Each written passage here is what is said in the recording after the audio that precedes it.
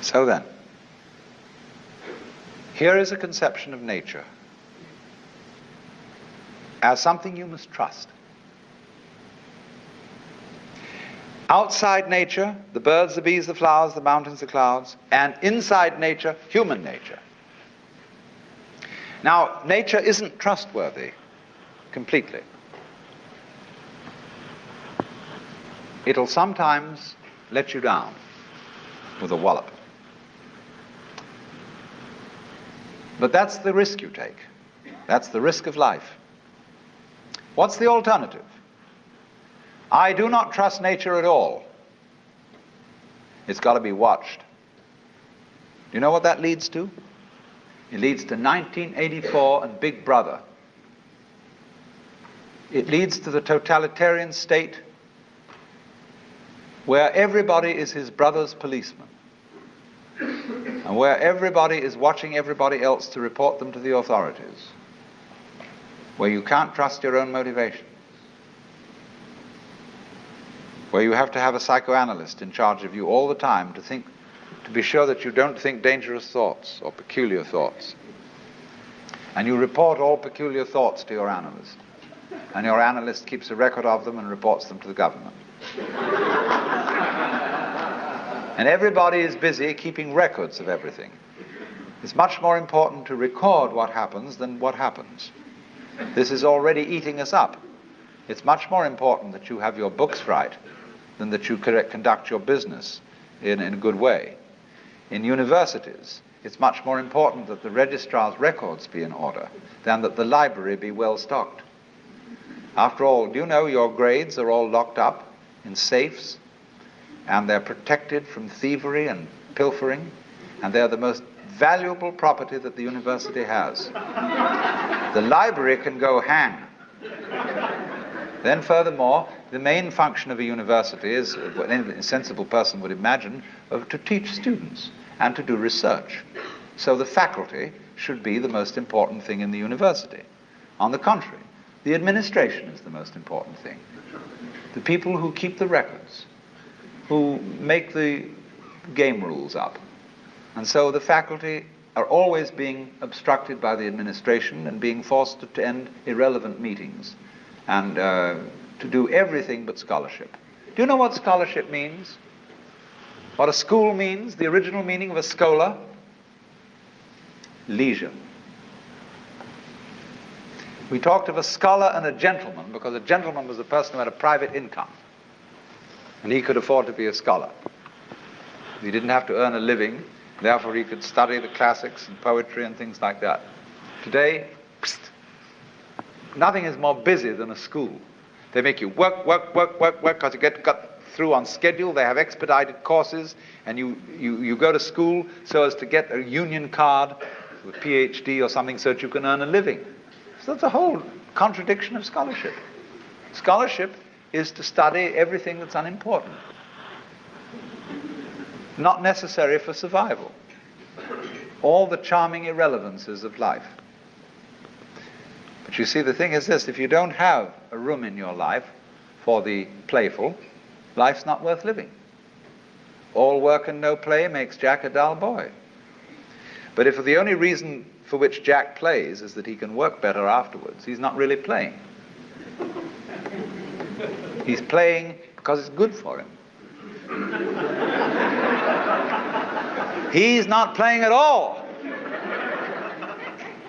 You have to be able to be a true scholar. You have to cultivate an attitude to life where you're not trying to get anything out of it.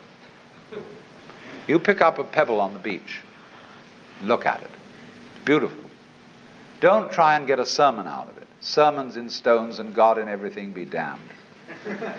Just enjoy it.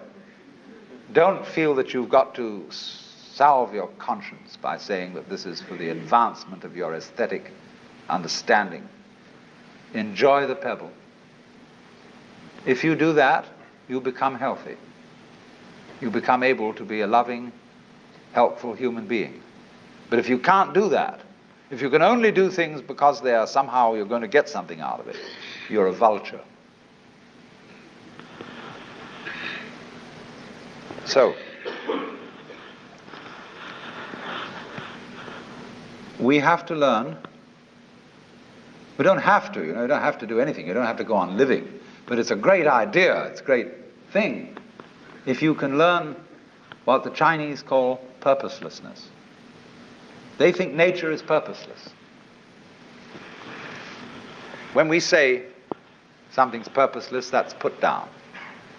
There's no future in it. It's a washout. But when they hear the word purposeless, they think that's just great. It's like the waves washing against the shore, going on and on and on forever with no meaning. A great Zen master said as his death poem, just before he died, "From the bathtub to the bathtub, I have uttered stuff and nonsense." The bathtub in which the baby is washed at birth, the bathtub in which the corpse is washed before burial, all this time I have said many nonsenses. Like the birds in the trees go, twee, twee, twee, twee, twee, what's it all about? Everybody tries to say, it's a mating call. It's purposeful, trying to get their mate, attract them with a song.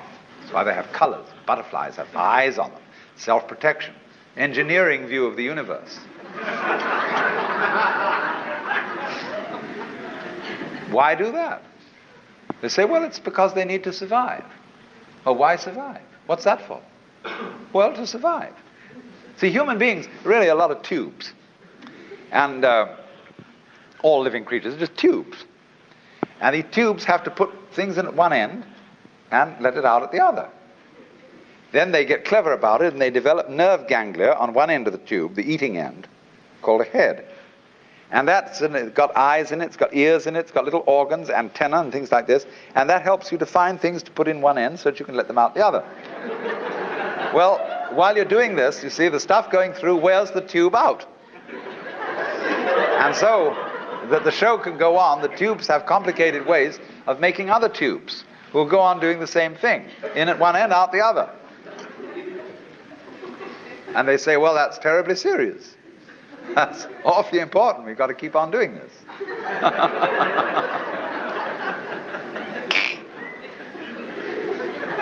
But when Chinese say nature is purposeless, this is a compliment. It's like the idea of the Japanese have a word, yugen.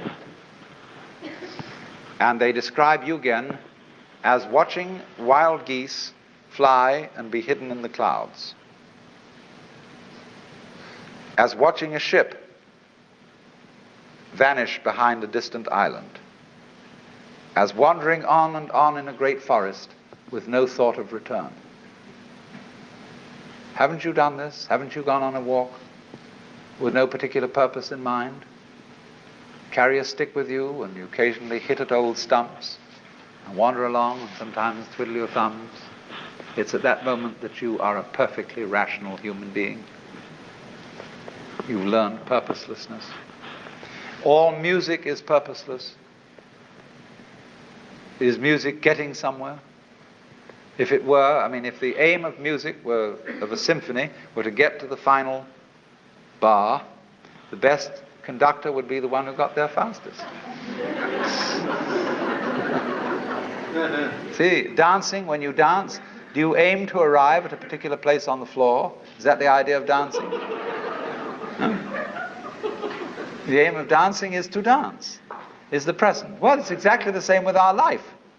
We think life has a purpose. I remember the preachers used to say, when I was a small boy, I'd always hear it, we must follow God's purpose. His purpose for you and his purpose for me.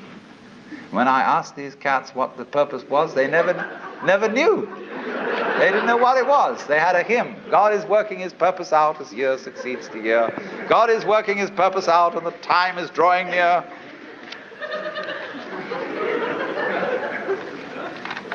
The time when the earth shall be full of the glory of God as the waters cover the sea. What's the glory of God? Well, they weren't quite sure. I'll tell you what it is. In heaven, all those angels are gathered round the glory of God. That is to say, the which than which there is no whicher. Catholics call it the beatific vision, the Jews call it the Shekinah. And there are all those angels. And they're standing around it and they're saying, Alleluia, Alleluia, Alleluia, Alleluia. It means nothing. They're just having a ball. See, that's what happened in the beginning. When God created the universe, it was created like all stars, all planets, all galaxies. They're vaguely spherical. He created this and he said, have a ball.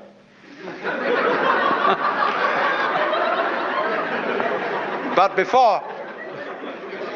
before he said that, he said, you must draw the line somewhere. That was the real thing he said first. Before let there be light. That came later. First thing was, you must draw the line somewhere. Otherwise, nothing will happen. You know, you've got to have the good guys, the bad guys, you've got to have this, you've got to have that. The black and white, light and darkness. Must draw the line somewhere. Now, here's the choice then. Are you going to trust it or not? If you do trust it, you may get let down. And this it is yourself, your own nature, and all nature around you. There are going to be mistakes. But if you don't trust it at all, you're going to strangle yourself. You're going to fence yourself round with rules and regulations and laws and prescriptions and policemen and guards, and who's going to guard the guards, and who's going to look after Big Brother to be sure that he doesn't do something stupid. No go. Supposing I get annoyed with somebody in the audience, and I'm going to throw this ashtray at them. But I don't want to hit my friend sitting next to that person. I want to be absolutely sure this ashtray hits that individual. And so I don't trust myself to throw it. I have to carry it along and be sure I hit that person on the head. See, I don't throw it because I can't let go of it. To throw it, I must let go of it. To live, I must have faith. I must trust myself to the totally unknown. I must trust myself to a nature which doesn't have a boss, because a boss is a system of mistrust. That is why Lao Tzu's Tao loves and nourishes all things, but does not lord it over them.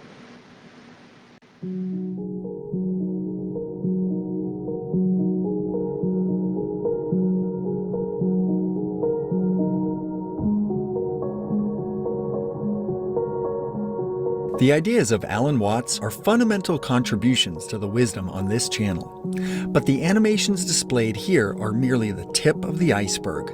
If you want to dive deep into the philosophies, we recommend checking out their audiobooks on Audible.